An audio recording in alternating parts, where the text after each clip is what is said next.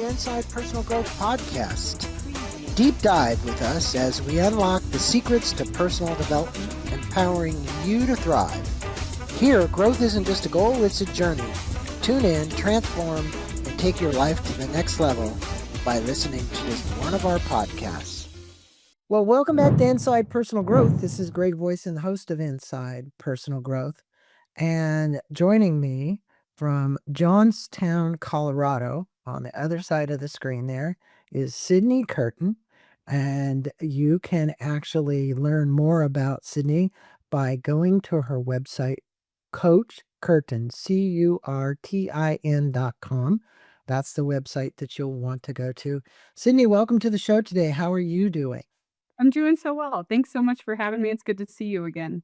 Well, it's good to have you on the show. And, we're going to be speaking about your book, but we're also going to probably be speaking about a lot of other things because you coach people from your website on many different things. As a matter of fact, it says the hard pill. Are you the victim or victor of your life?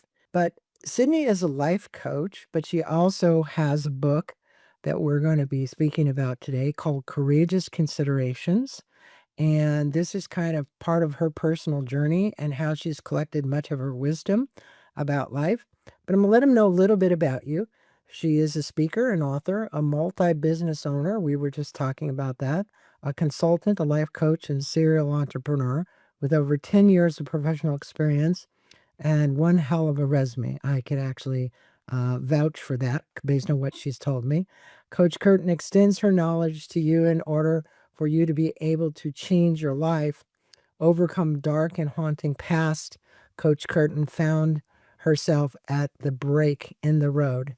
And many people out there listening probably find themselves at a break in a road and they need somebody to coach them through it. And I'd recommend that they go see you.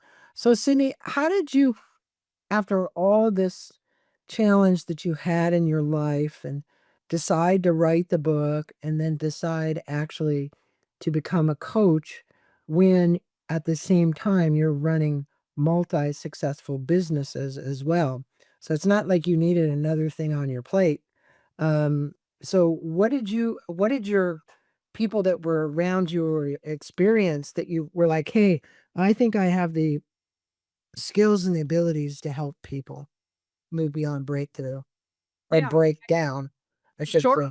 Right. No, it's true. It's everybody has stuff that they go through, and pain is relative to people because some people have been through things that movies are made out of, and other people have been through things that others might consider normal life circumstances, like losing a parent, which I've also had to deal with. I lost a parent to a drug addiction when I was young.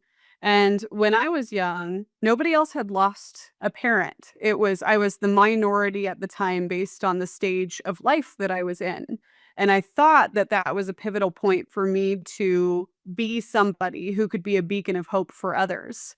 What I found later on in life when I endured the circumstances of my adoption that I speak on in my book, I found that it's a natural part of the circle of life to lose a parent. That when you look at the cycle of life and how it is quote unquote supposed to happen, that parents will have children and that those children will eventually lose their parents. And we hope that that's of old age or natural causes. And those children will carry on their legacy and write their own legacy and have their own children and so on and so forth. So losing my mom ended up being something that was very minuscule in hindsight to losing my daughter. And I didn't know the world that I was entering into when I was convicted deeply to write this book as a resource to others who also don't know the world that they're entering into with adoption. Well, yes, you lost your daughter, but not in the same way, right? In other words, and I know it's the emotional connection to a parent, it's the emotional connection to a daughter. Explain to the audience this journey you took, this adoption process, and really, at the heart of this book, it's about this adoption experience. So I think the listener would like to know. So you had two major losses in your life, emotional traumas. No wonder the breakdown, right? to be able to break through and then write this book. Right. Absolutely. And you're absolutely right. The permanent loss of death is different than the loss of adoption. When you're mourning somebody who is living, that's a different type of mourning than mourning someone who is no longer with us. Also, the trauma inherently is different because I was mourning the loss of somebody who was here and alive and safe and deeply loved, and navigating that in the context of adoption versus the loss of my mother, who had put me through a lot of really deep, dark trauma that I had to reconcile with because of her addiction. And then she was all of a sudden no longer here. When talking about the concept of adoption and how I entered into it, found myself pregnant when I was 20 years old, turning 21 shortly thereafter. And I found out that the person that I was having a child with was not who I thought him to be. I had known him for a long time, and so I thought I knew who he was, but I was young. And because of the mother wounds that I had, and father wounds to a degree, but different topic, I was deeply looking for approval from someone. And this was somebody that at the time I had been close to and thought I could gain that from. When I came very shortly after to recognize that this was somebody that I was unwilling to raise a child with at the risk of compromising my daughter's well-being and emotional stability, also having these voices in my life, like my father at the time, who was still an active figure in my life. Even after my mom had died, I was raised by a single dad, and I had two brothers. So I was the only girl in this family unit. A lot of people viewed me as my mom, and a lot of people spoke to me as though I was her and was doomed to repeat this generational trauma that we had seen in our family lineage. And all I knew was that this little girl that I was carrying had no responsibility in the emotional turmoil that I had been through or that my family had been through, and that I wanted better for her than what I had had. Similarly, her biological father had also had a lot of traumatic upbringing and family trauma, and so for that reason, my options became very simple. I could move states and live on the run, or I could terminate my rights and therefore his rights as well, because he was unwilling to just give them up, and that was only going to happen through the realm of adoption. Interesting. And you stated that it took you 6 years after your daughter's birth, okay, to heal enough to really write this book, Courageous Considerations. Um, what was the healing journey like, and what was the turning point that made you really kind of want to share this story? Obviously, you're building community on the internet. You'd like to other mothers who are trying to go through adoption. You want to help them with their stories and their journey and so on. Was that really your cause behind writing this book and wanting to put it out? It was a large piece of it. So when I entered into adoption, I didn't realize that there was a body of women behind me that had been through the same story. And I wish that I had known that before so that I could have talked to them about their experience and what I didn't know and the things that people would not openly put on the table. But I didn't know that I needed to have those conversations either, because it seemed like all of these decisions were being made for the benefit of the child and in the best interest of the child. So Mhm. those thoughts never really crossed my mind. When I entered into adoption, less than 5 years into my open adoption, my daughter's adoptive parents almost entirely closed the adoption, null and voided all of the promises that they had made me on pen and paper, and invoked full control over my relationship with my child. What encouraged me to write the book was that How did they legally do that when you signed adoption papers? I noticed you wrote in the book, you asked the adopted mother, and this is quote unquote from your book, "Do you promise you'll never take her from me?" Okay? And her response is, "It would be ungodly to do so." Yet all of this changed. So how did it feel to include such a vulnerable moment in this book like you did? Because obviously you're telling us the story, but it just must have been totally devastating for you to have all this did. And I started the question is, how legally did these adoptive parents actually shift the way in which you had access to your daughter as a result of the legal system? What they do? Go back and petition for, hey, went full adoption and we're going to kick Sydney out?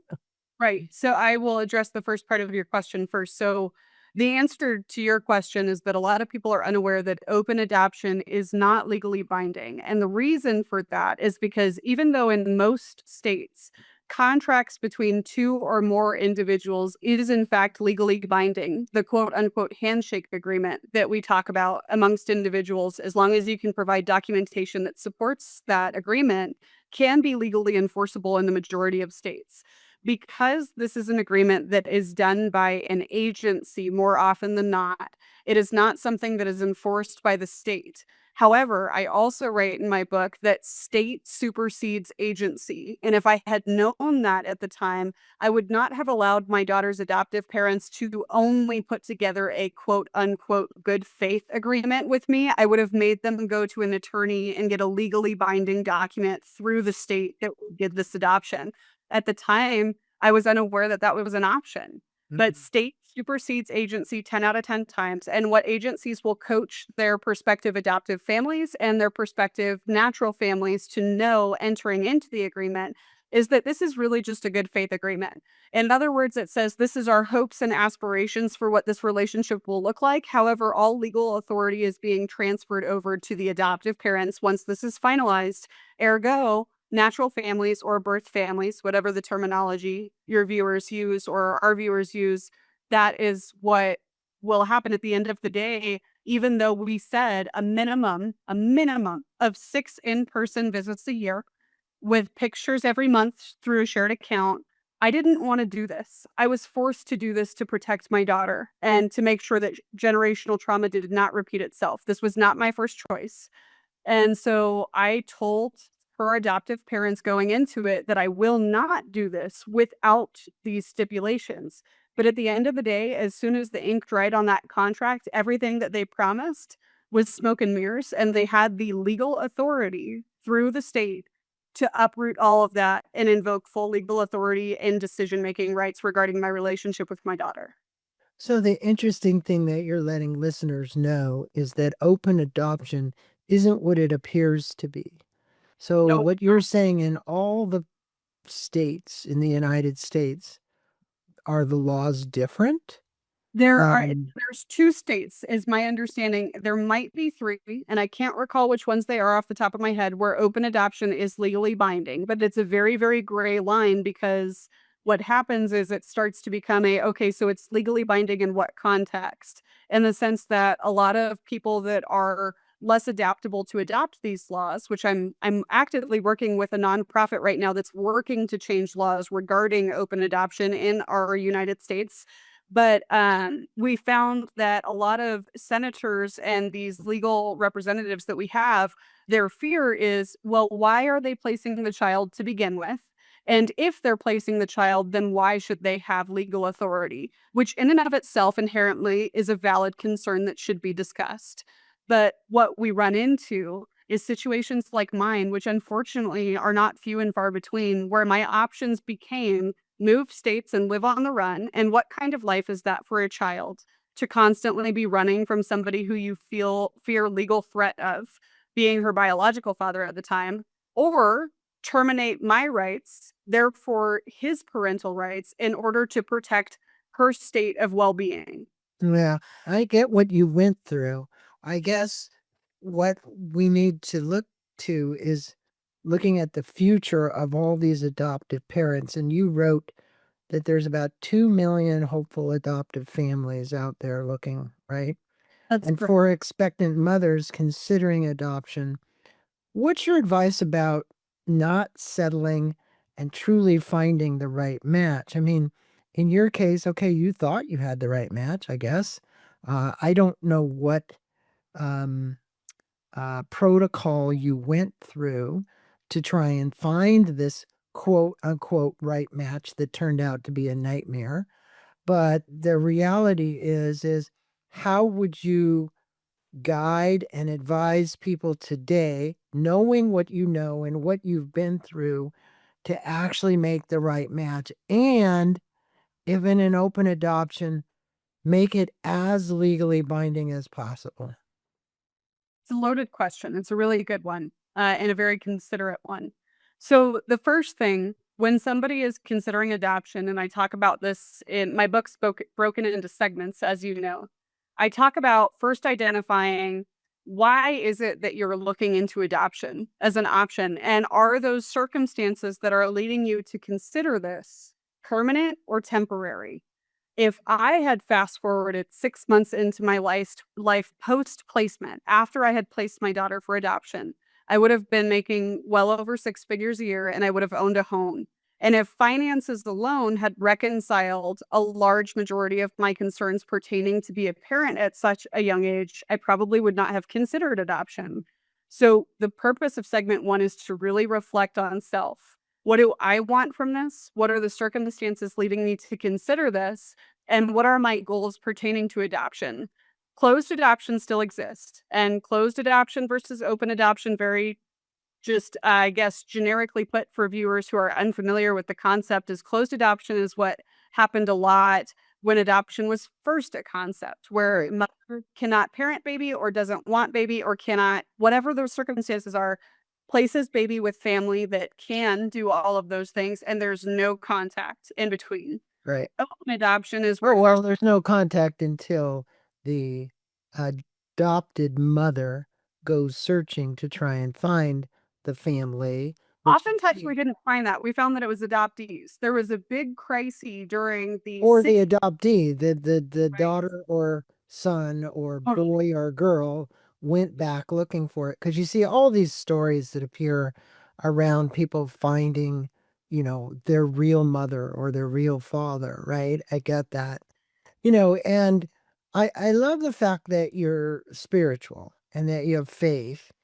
And you said that it should play a role in the story and decision making, right? You in the book you reference John 3:16, the concept that we're all adopted through Christ.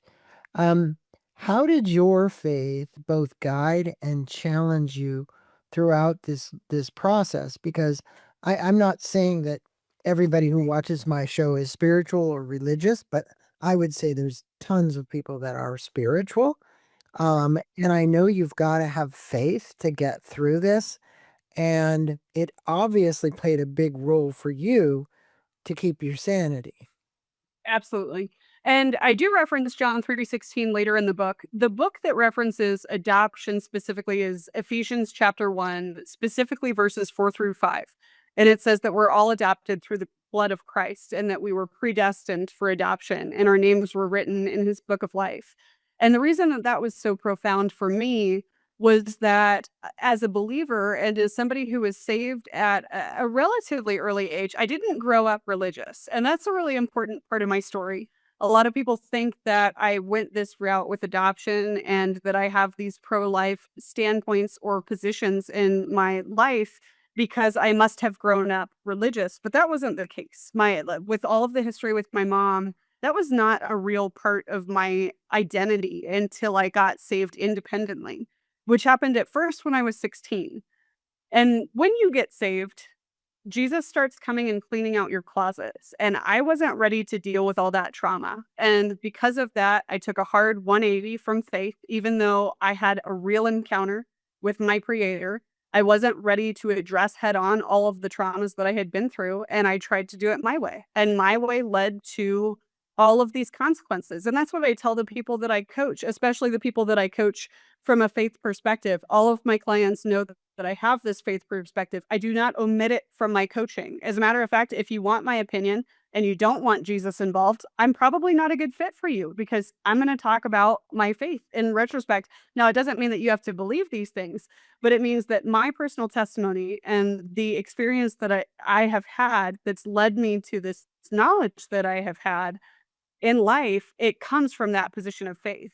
All of that being said to say that I can't explain the things that I've been through without my position of faith.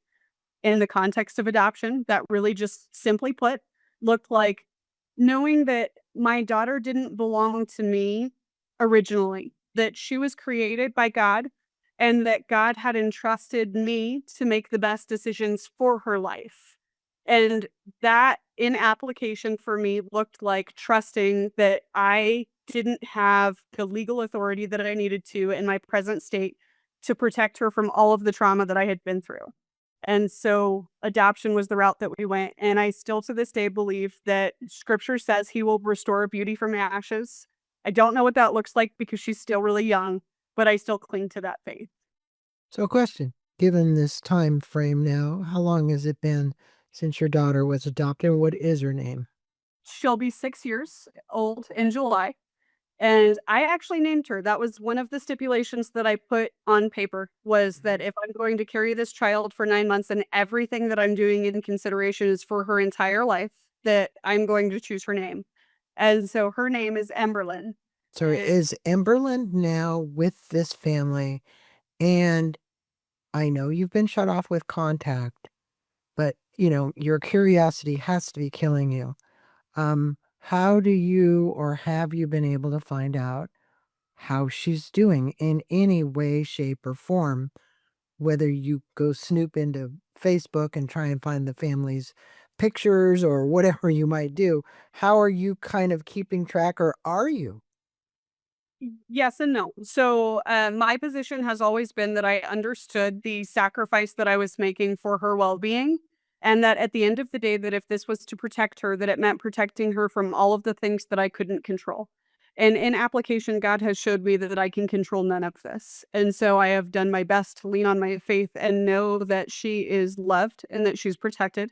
All of that being said, the original openness agreement stated 6 times minimum per year in person. They have since moved my daughter out of the country. They no longer live in the United States at this time. We do share a photo account where they upload photos once per month, and I'm instructed to let them live their life. So I respect the boundaries, and at this time, I do not communicate with them outside of around her birthday. I do a FaceTime with her, and around Christmas, I do a FaceTime with her. Fantastic. At least you've got that connection. Now, look, this obviously was a very painful process, and if people get your book, they're going to really experience that. And you've turned your pain into purpose. Um, and, it took you a while, but you became a top performing sales representative. You started your own business. And so there was another mission that your faith had for you.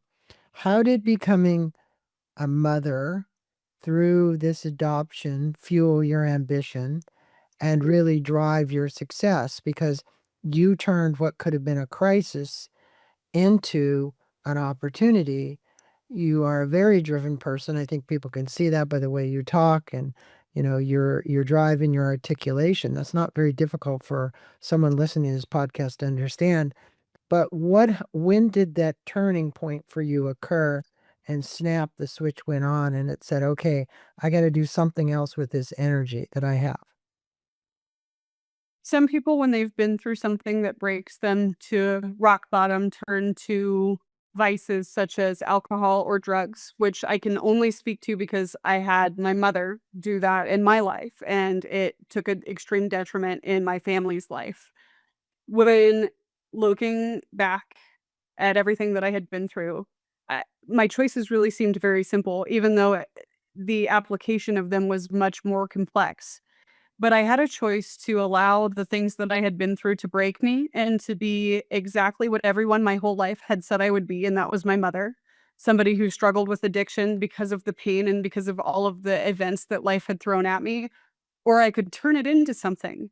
And one of my biggest it's not a regret, but the fact that adoption was the only viable option to protect my daughter's well-being meant that I had to make this worth it. Come hell or high water, my only option was to make something of myself so that, God forbid, that she would always know that this was not for nothing. And that's all that it was my love for her. Well, it is, how do I want to say, you have a tremendous amount of grace to be able to do that. And so, and courage. That's why it's called Courageous Considerations. Um, but look now, you are president of Curtin Call. You're a coach. You're a speaker. You're an author. You're founder of, is it LEVAI? This is Currently rebranding. I'm the founder of a mobile application. We're going to be renaming the application. It formerly was Levi. That's correct. Levi, an AI driven app. How do these ventures that you've now gone out and you're driven to keep working at connect to the mission of you helping people find their voice and clarity in different situations? Because, when you look at, how this open adoption turned out to being, well, and you could say a blessing, right? Or you could say, no, it was a curse, but you took it as a blessing and now you've turned it. And now you're trying to help other people find that same blessing in their life through your coaching. Yep. Yes. Okay. Yeah. No, absolutely. It's really that. And to a degree, once I had gone through the adoption, so I had been through all of these things, I was still working a W-2 position in sales. I was a top performer across the entire country. People knew who I was and they knew the numbers that I You produced. were in solar sales, weren't you? For a long time, I was in solar sales. That's correct. And then I did roofing sales, window sales. So I've kind of done it all pertaining to home and auto restoration. I just got down to the business model. My dad was always in business, and this part wasn't really directly correlated with the experiences that I had had in life. I just didn't want to work for somebody because I wanted to be invested in my children's upbringing, and that was a freedom that was not allotted to my dad. He owned corporate furniture stores that required a lot of his time and attention. So then even after my mom was no longer around, he still had to find a way to balance the fact that in order for our family to survive, he had to honor the obligations that he had committed to prior to her death in order to keep our family afloat. What I wanted to do is create a level of financial freedom for my family that I could be present for my children and not have to miss those moments that I felt my dad had missed. Well, I think the important point is being an entrepreneur. Yes, you've got freedom, but you've also got a lot more obligations, right?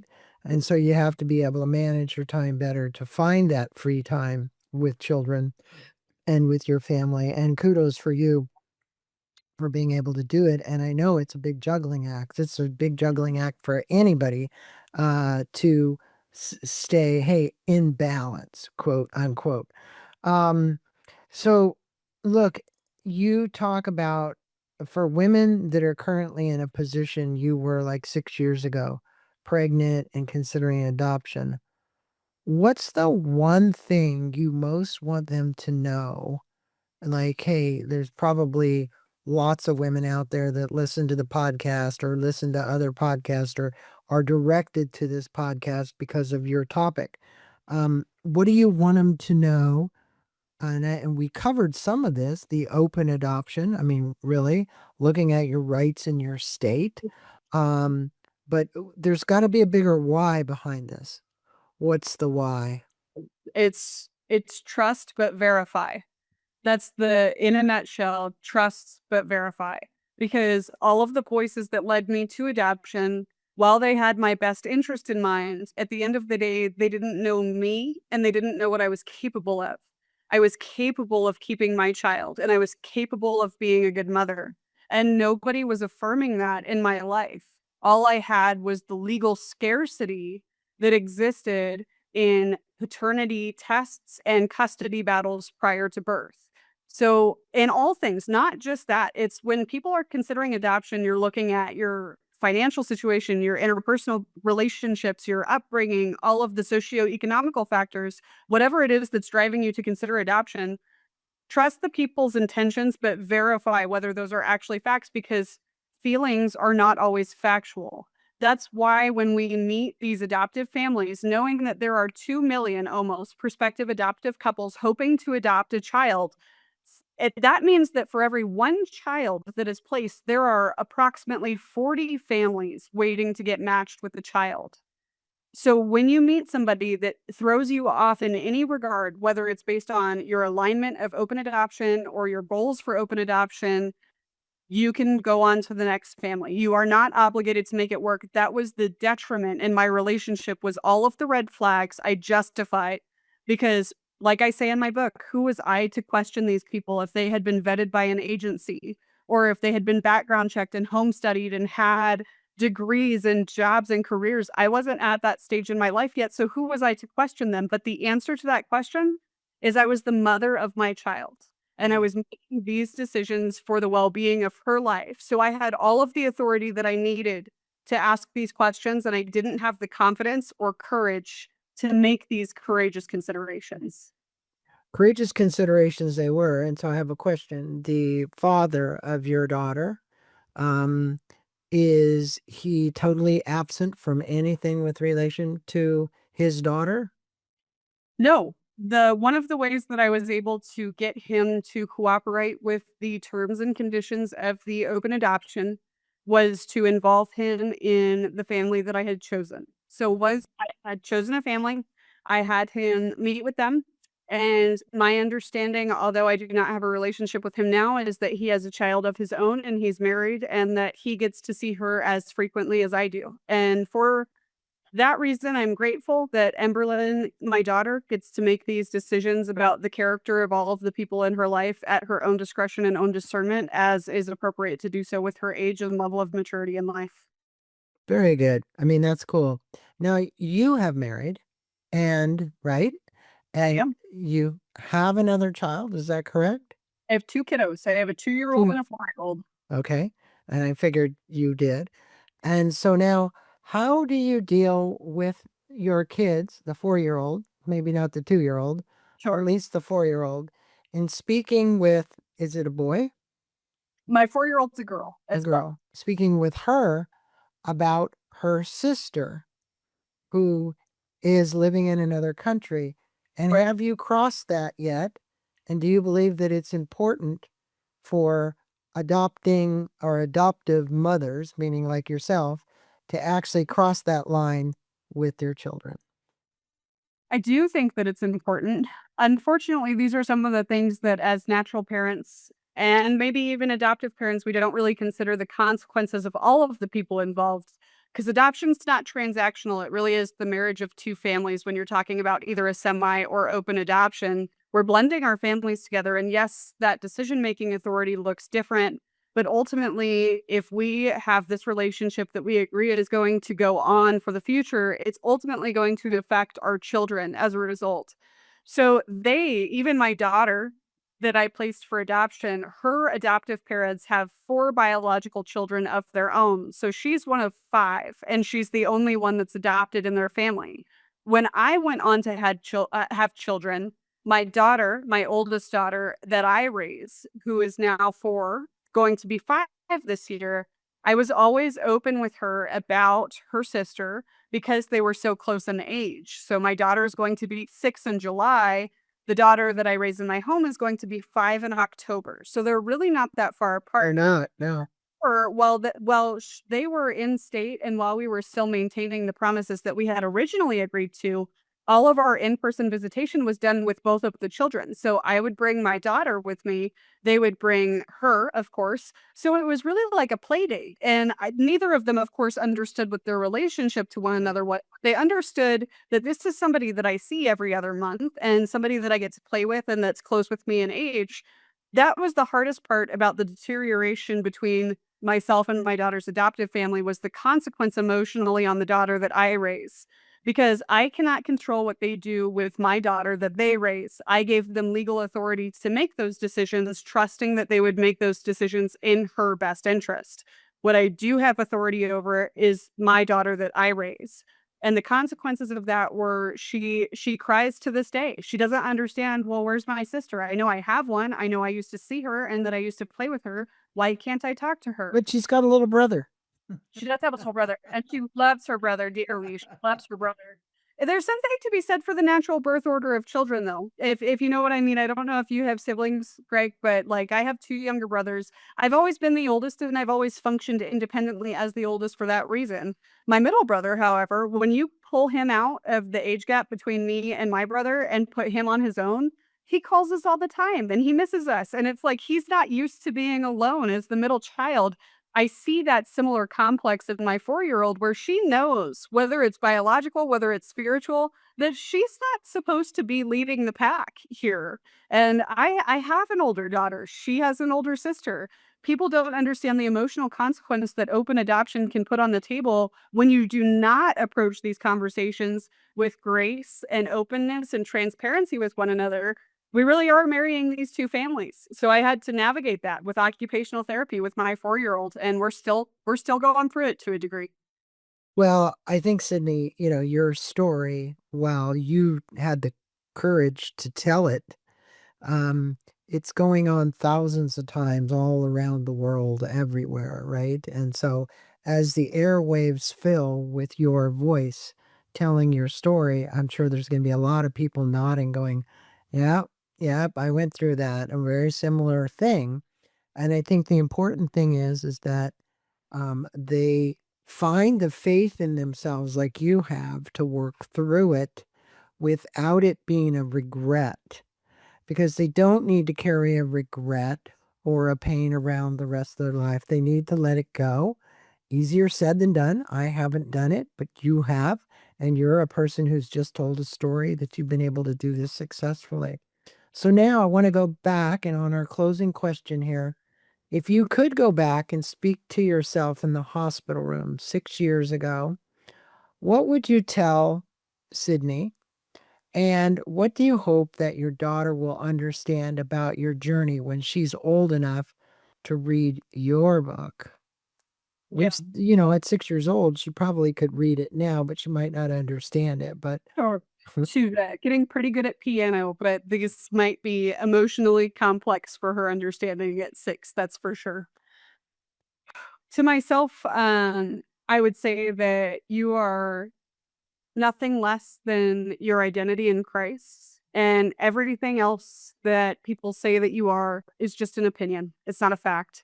I was resting so heavily on the ideas that people had of me that were not rooted in truth. They were rooted in fear and their own unhealed emotions. And people do that frequently. And it's not something that I hold against them. But I was making decisions about my life and my daughter's life based on who I believed myself to be because of voices other than who Christ told me I was. That would be my core thing to myself. And to my daughter, it's that if I could wave a magic wand and I would have known that you would have grown up with me and that I would have been able to keep you safe, that this would not look like what it does. She'd be home with me. To this day, every house that I've ever bought to this day has always had a room for her. I will never not have a space for my daughter so that if something happens and she wants to come home, she always has a room here.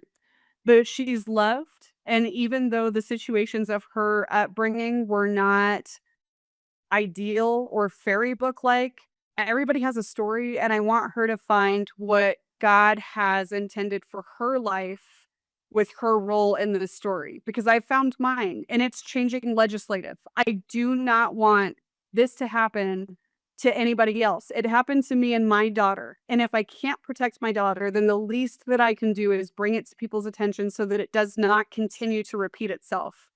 But I cannot change that reality for my daughter and I. So I want her to find what her purpose is, and I want her to fill it with her whole heart and whole mind and whole soul.